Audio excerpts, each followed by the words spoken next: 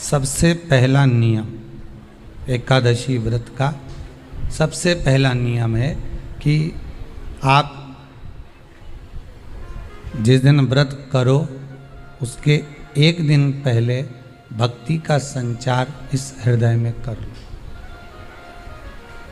भक्ति का संचार इस हृदय में कर लीजिए। जिस दिन आप व्रत करो, जैसे एकादशी का व्रत कर रहे हो तो दशमी के दिन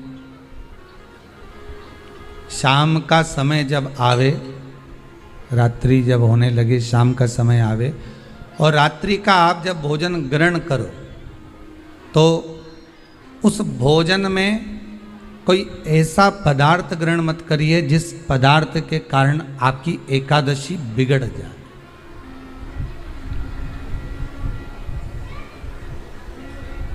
कोई बेकार भोजन हमें ग्रहण नहीं करना।